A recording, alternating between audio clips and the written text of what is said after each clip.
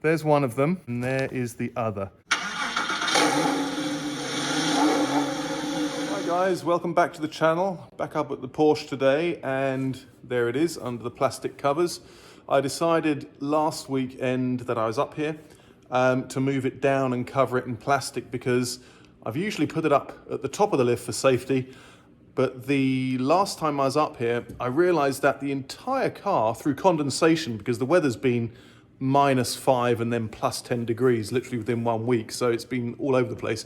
But what's happened is it just covers the car with condensation, which I really wasn't happy about, because some parts are completely covered underneath, as we know, but also there are some parts on the outside on the sills which haven't been painted properly. So I thought I would cover it all up, which seems to have done the job. Anyway, I just wanted to show you what I got through the post today. I haven't opened it myself, but it's quite exciting. It's to do with the power steering lines, but I'm just going to turn the camera around and I'll be able to show you all about it. Okay, so you will remember from when I removed the power steering rack, these are the power steering lines, high and low pressure lines. This is the high pressure line, slightly thinner. I think this is 8mm and this is 10 or 12mm. This is the low pressure, this is the high pressure. Going into this power steering rack, and essentially, and I'm sure a lot of 996 and 986 owners out there will, and 997 maybe as well, I don't know if they changed it in the later models, will know the issue with these. Basically, you try and remove the lines. This is a very small part of a massive 2-meter long line which runs from the steering rack right to the back of the car to the power steering pump on the engine. Both of these do. Basically, this goes into the rack, basically like that, very close to each other. There's a bracket which holds those guys in, and then there's some flexi lines here, and then there are hard lines going to the back of the car. So when I took my power steering rack off, these wouldn't come out at all. Essentially what ends up happening is, you can see this was broken already, so somebody had already been in there and messed it up. And with mine, they had glued these in place because they had tried to remove them, but without success. And then, just to be sure, they covered it all in glue and then put the bracket back on top, which made it really difficult for me to get these off, and virtually impossible without damaging them. What I ended up doing is, because I got this one off sort of, and I could probably reuse this one wouldn't come out, and we ended up cutting into the steering rack because it was damaged anyway, to try and get this out. But unfortunately, as you can see, we cut into, I say we, somebody else, they cut into that fitting, which makes that useless. So what I've been doing is looking for an alternative way of fixing this solution, because I can buy the replacement lines from Porsche, OPC. They cost about €1,000 for both of them, so say 500 each. But I believe they're on back order, so we can't get them. So what I started doing was doing a little bit of research. And if you look very closely, I mean, the research told me that lots of people have found this as a problem and have only bought replacement parts from breakers yards and so on. And I could find a pair, because it's a right-hand drive vehicle. I phoned around in the UK, but a replacement set was £500, which is still very expensive. So I'm doing this project on a budget, and I was looking for an alternative. So what you can see here, and I don't know if you can see that, but there's a very faintly stamped marking there with Voss, V-O-S-S. So I did some research, and I found that there is a company called Voss, which you can see here. It's a very big manufacturer of high and low pressure lines, hydraulic fittings and so on. It's a German company. And long and the short of it is, I phoned them up and I got to speak to the lady who represents the VW group for Germany. And she was really helpful, and I asked her essentially if she might be able to find me a set of these couplings, because they don't produce this entire fitting, which would be really helpful. This is high coat, so this is a different manufacturer for this hard line. So essentially, Porsche would buy these in, press these in place, and then fit them to the rubber lines and install them in the car. So anyway, I spoke to Voss. As I said, she was a very nice lady, very helpful, understood my my issue, and said, don't hold your breath. It's probably very unlikely. We don't make these parts anymore. So that goes partway to explain why the parts are on back order at Porsche, because Voss don't make these. And she said, I'll have a look. So I sent her the model numbers. I even did her a sketch. I don't know if you can see that, a sketch of both fittings. And I proudly sent this off, scanned it in and sent it off via email. And about a week later, she came back to me and said, sorry, Joël, we can't help you because we don't recognize those parts. They're not from Voss. So I was like, okay, well, that's weird. They have Voss stamped on them. So I tried again, I persevered. And what she did do in the email, she sent me the parts list that Voss produced at the time, because this is obviously going back 20 years. And I saw these two fittings in the parts list. See if I can bring it up on the screen. I don't know if I've still got it, but I think they were parts 6 and 10. I'll bring up the model numbers. And I wrote back to her straight away and said, but I can see the parts in your list. Would you happen to have any of those? And this is a bit before Christmas. And I heard nothing. A couple of weeks went by and I thought, oh God, I don't want to push my luck or anything because they're obviously helping me out for free. But I did phone her and she hadn't received my email or hadn't seen it.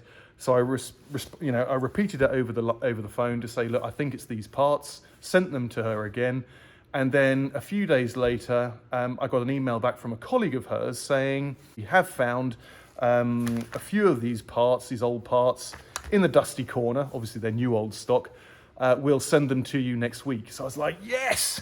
I mean, this is really exciting stuff. And it took, I must admit, maybe 2 or 3 weeks to get here. But I looked in my post box this morning outside the house. And as I just showed you, there is a small package from Voss in there for me. So I'm very excited. So I thought I'd film it. So what I want to do, set the camera back down there. So let's see. It might all be different. These parts that they've sent me might not be the right ones, but this is the closest I'm going to get. I think this is quite exciting. Oh, look at this. Look at that. Oh God, I hope they're the right ones. Jesus, are they? Right, so there's one of them. If you can see that, this is very exciting. And there is the other. So I'm just going to unpack that. Oops, ripped the bag already. So yeah, as I say, they sent me 2 of each, which is really cool. Oh, look at that. They even come with the seals. This is looking very promising. Although that doesn't come with the internals there.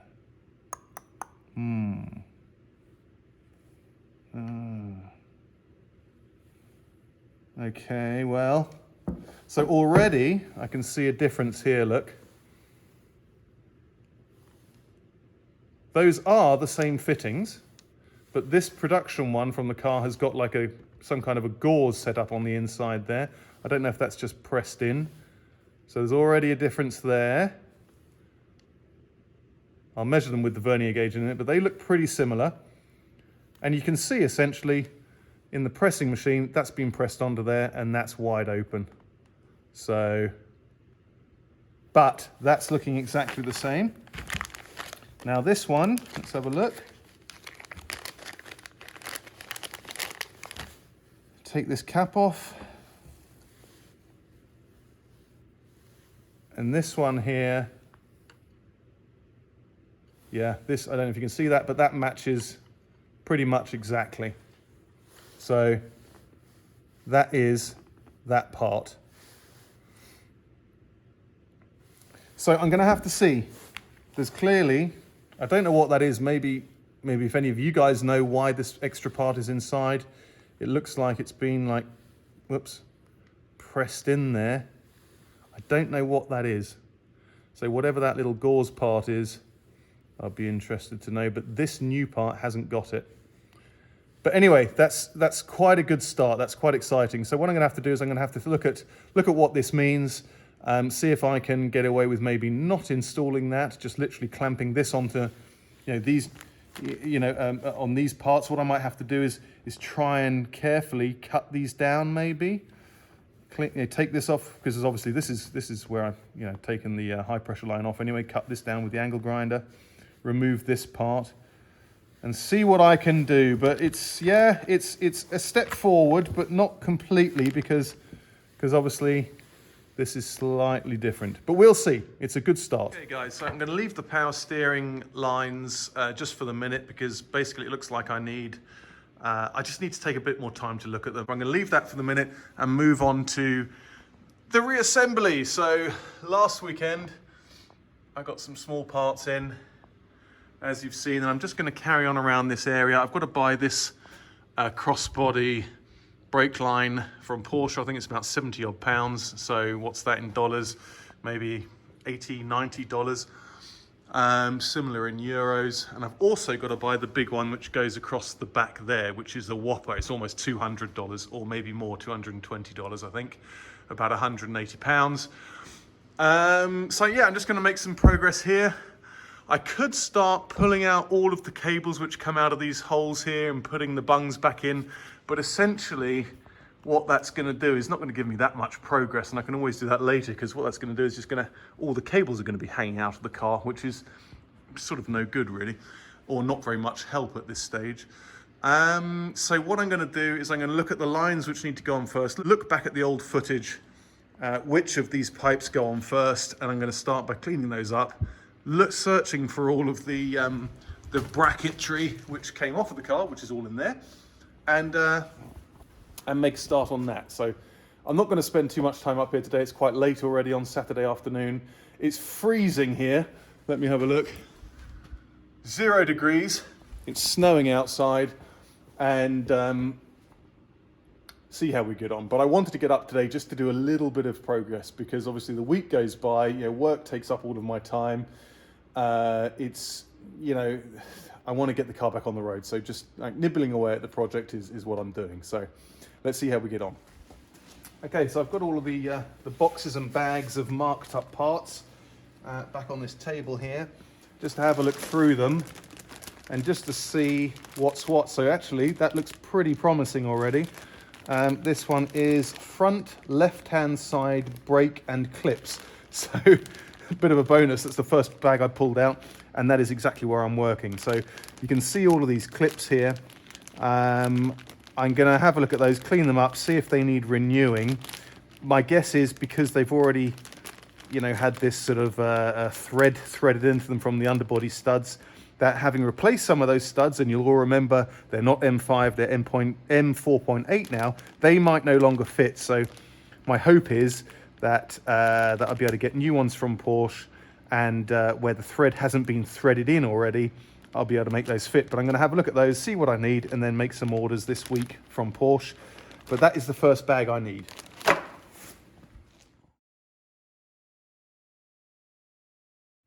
So what I'm just doing here is I've just gone back to the footage that I did a while back, and looking at the last pipes that I took off the bottom of the car, which actually are these heater matrix pipes. So I'm going to start with finding all of the brackets that I need for these pipes. Find the pipes themselves, which are on the top of the shelving over there. Clean them up and start putting those back together. Going to the back of the garage, I've still got everything covered up in plastic from when I was doing the painting in here. It doesn't look that high from down here, but it's actually quite high, that shelf. So I've got all of the piping on the top of that on the top of those shelving, and I'm going to get up there now and find the right ones.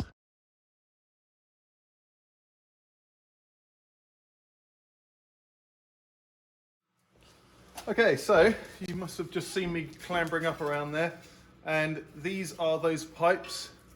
I've actually sellotaped them together there, but as you can see, there's the part number there actually. Look, I don't know if you can see that.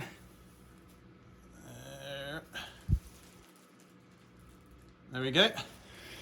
These are the pipes, and yeah, as you can see, they're pretty dirty, so I'm going to get those cleaned up and see about fitting them. Find the brackets first and then get them fitted. Okay, so I got the pipe on the bench there, and I'm just going to see what the best way of cleaning it up is. I think maybe acetone is going to be the easiest way, so I'll give that a go first.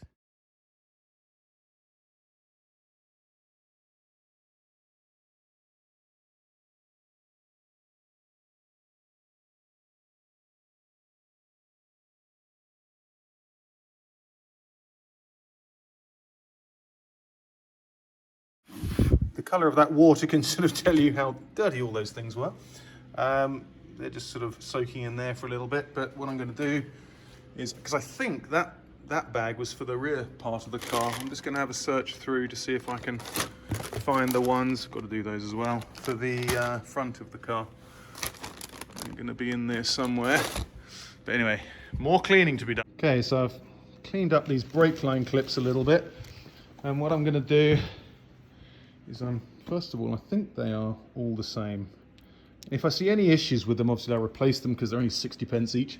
But nonetheless, I know from the Land Rover that it's always really so much better to try and reuse stuff. So I'm going to try them. I think there's one here, or it goes, oh God, I can't remember where the brake line goes. I'm going to have to check the video, but maybe it goes up like that, and maybe there's one there, and then I know there's one under here, and that's it. I think that's that one there. So I'm going to try them on there now. So just going back to these clips, which fix to the underbody studs.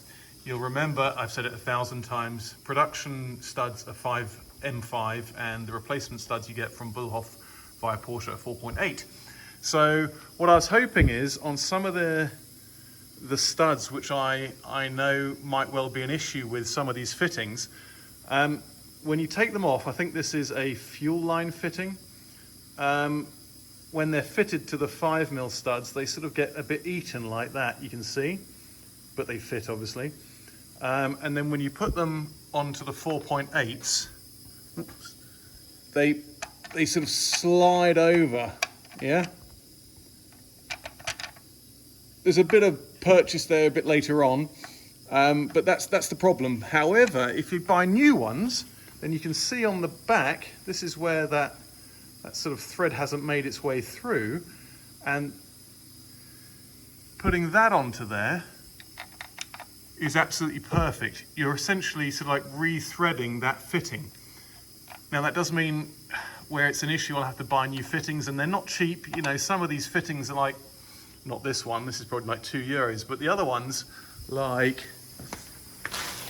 these over here, where are they, like these, they're like 4 or 5 or maybe €6. So you buy a few of those and suddenly, you know, some money's coming together. But that's what I wanted to point out, you know. Once they're fitted, then they won't really fit very well if you're reusing them on the 4.8s. But if you buy them new, then they probably will. But let's see.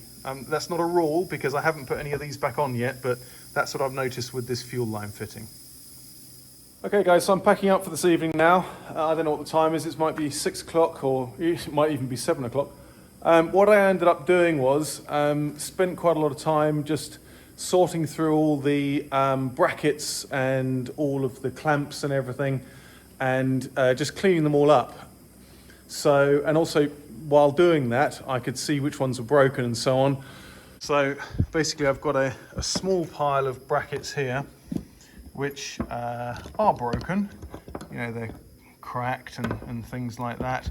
So yeah, I'll have to order those, and that means when I come to put it all back together, I know I'll have them all clean, and they'll all be ready to put on the car. So let me think, anything else? No, I think that was all I was doing today.